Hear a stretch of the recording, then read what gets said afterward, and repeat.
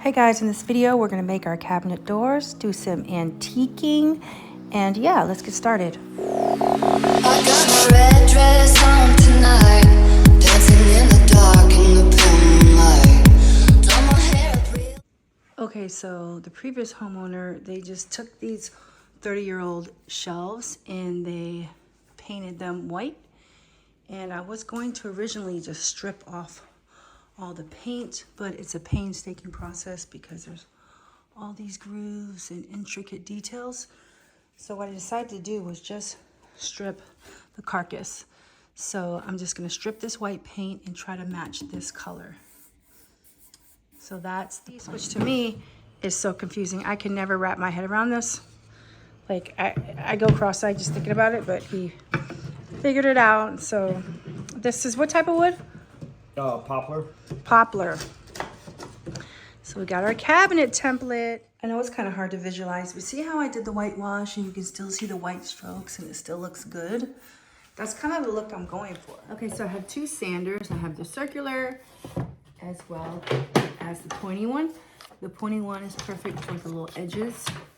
So I also have various sanding grids, 120, 220, and 80.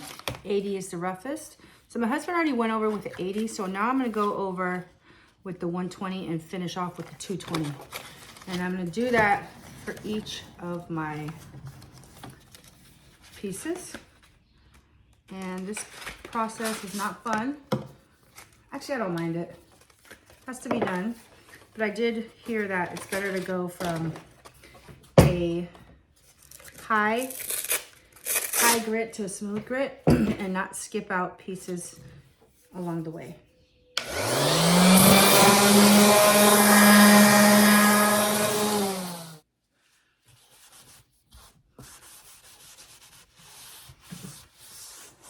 Sometimes you see where it pools along the cracks. That's a look in itself, which can be nice too. You know what I'm saying? Where it's darker along the edges.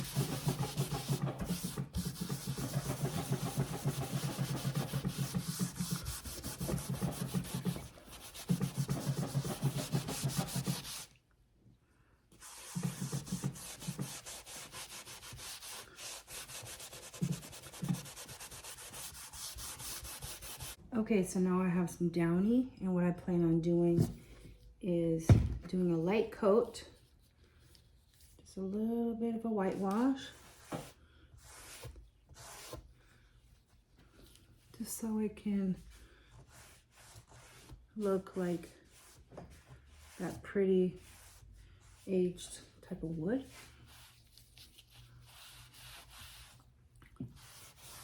It's okay if it has some streaks. Like the bathroom I showed you that I did.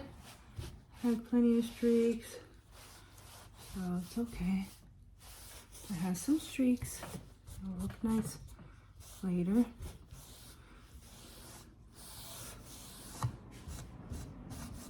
And if it doesn't look perfect, you can always go back with a little stain on top and buff out the whiteness.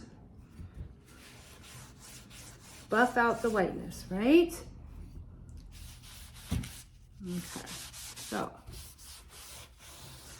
now let's not ruin the middle. So give it a stir, your whitewash, because I made some mistakes where I made it gloppy and then I had to sand and start over.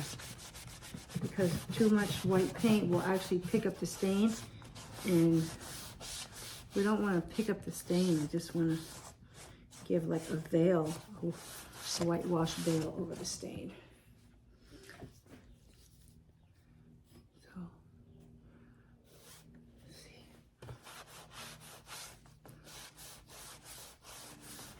Okay.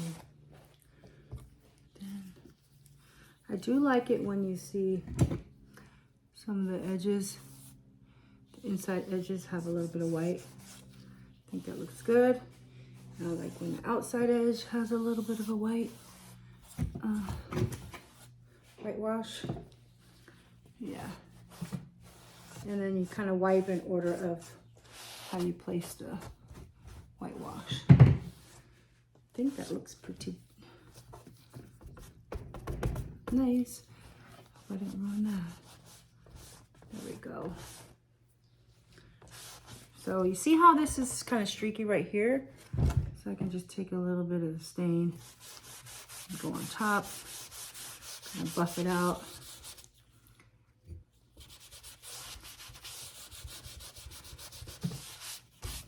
Yeah. All right. I think it's nice.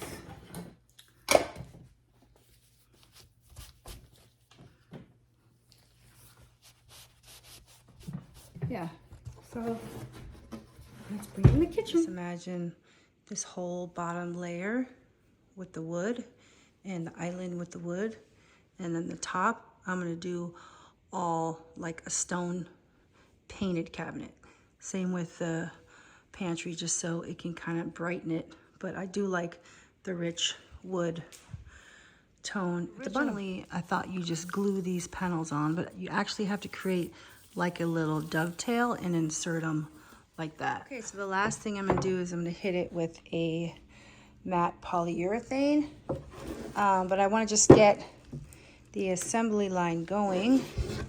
The inside doesn't have to be as cute, but I think this is gonna be the template for which color brown we go with for the wood stain. And then I have two different pulls. I have the bright gold, and I have this antique gold.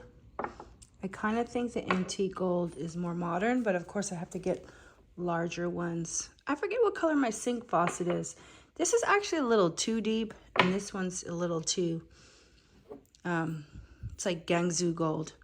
When I used to buy a lot of planner materials, it's called Gangzu gold. It's like a brighter gold.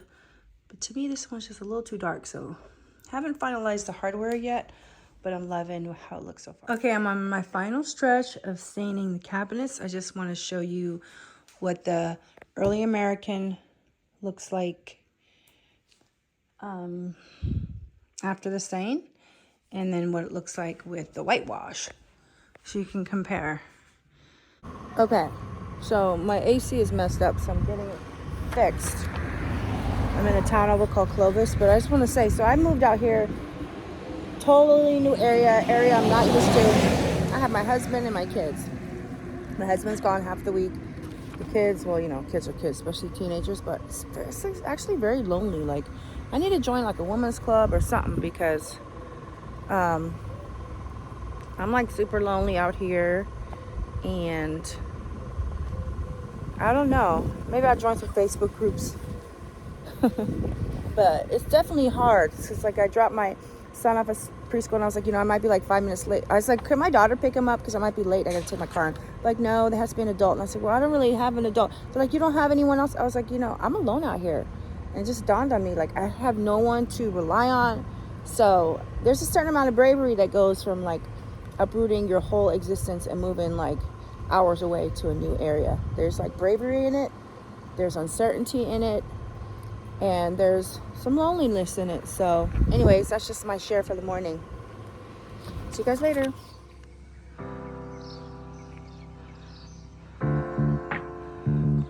So before I show you the cabinets, I'm going to show you what I made for my husband and I for lunch. It's a mixed green salad with prosciutto, crumbled goat cheese, and a miso dressing.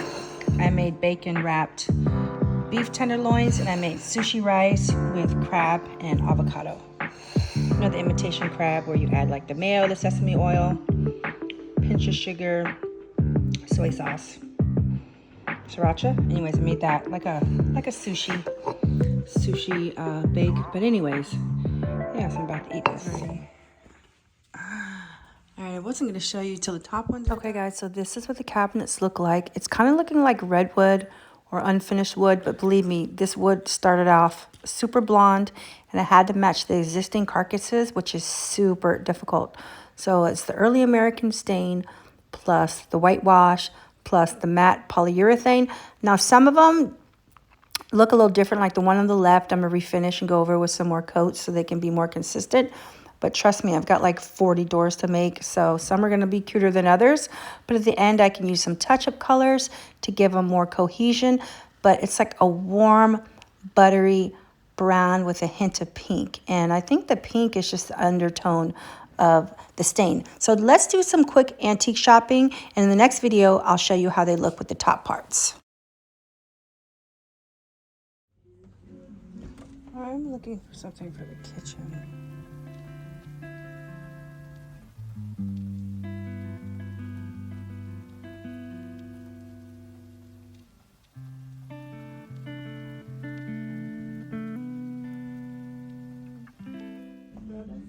Oh, this is pretty. This bowl.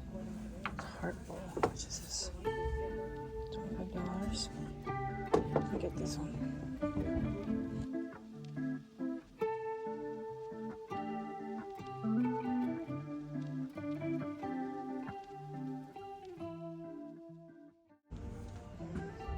I do want something for the kitchen.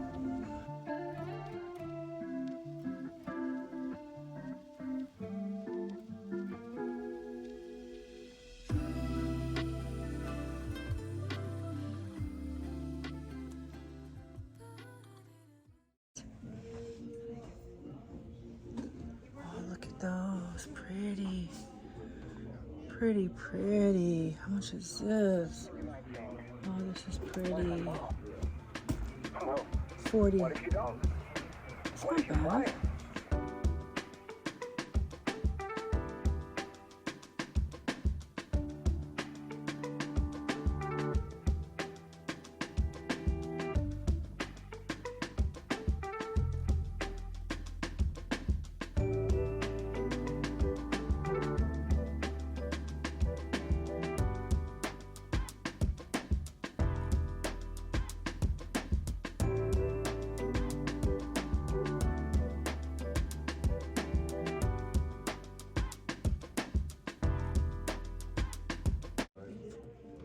This is cute too. What is this for?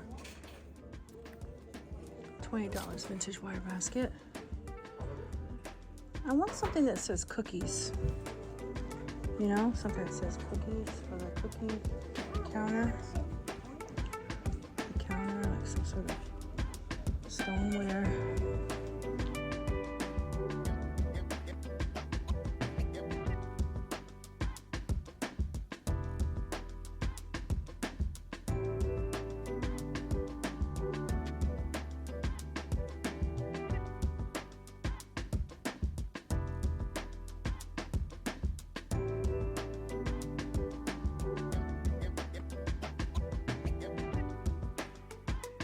Okay, so let me continue looking for a cookie jar.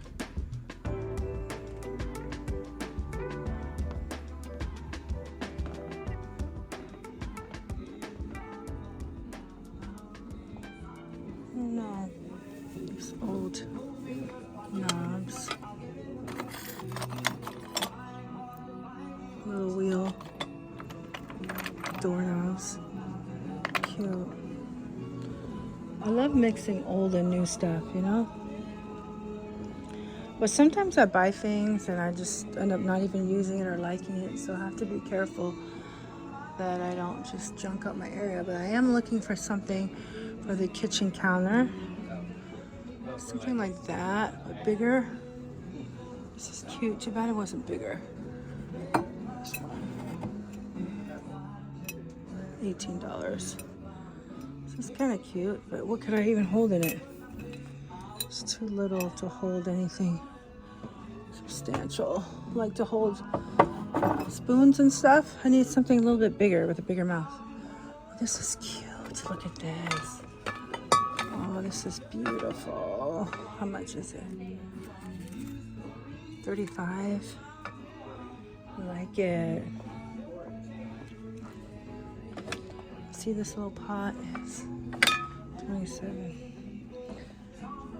Oh, that's for churning butter. It's $100. I want something with a wider mouth, like that old door, but I really have no place to put it. It's $180. This is just a regular pottery, but it's pretty. much is that? 40?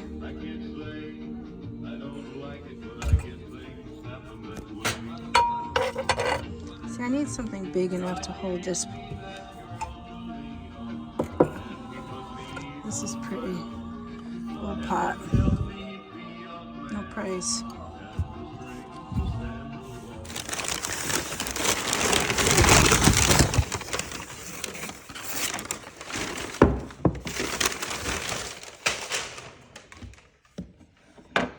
Okay guys, so I'm trying to put the baby to bed, so I really don't have time to like set this up all gracefully or anything, but I can show you what I got. So I'll start with the small things. I got this beautiful spoon, which I think will look really nice in the kitchen once I get the cabinets all done. Then I got this old spoon, which is probably not as big as it needs to be. I got this heart bowl. I love bowls like that. I have a few other bowls like this here and there throughout my house, but nothing that's a heart. Then I got this. I don't know who makes it, but I just love how it has all the speckles and the browning at the bottom. I love that. So I got those. And what I plan on doing with this is getting some like plants and some leaves in my bougainvillea. So let's go do that real quick. Yeah, so here's another little wooden tray. Then I have more wooden pieces up here. This, by the way, would look really nice with the pieces from the kitchen. Just so I could have a little grouping of 3. So let's bring it. I love switching around my decor. But yeah, I also love adding furniture in the bathroom. Like to me, this armoire is gorgeous. It's like adds so much to this room. Okay, I know it's hard to visualize because I have, well, the kitchen's a mess, but I'm trying to go for this look. Just imagine the pulls on the hardware with the natural earthiness of the pottery and natural materials. So yeah. So the next video, we will finish the cabinets, and I'll have a lot more in terms of production to share, and you'll be able to get a more completed look. And I hope you enjoyed this.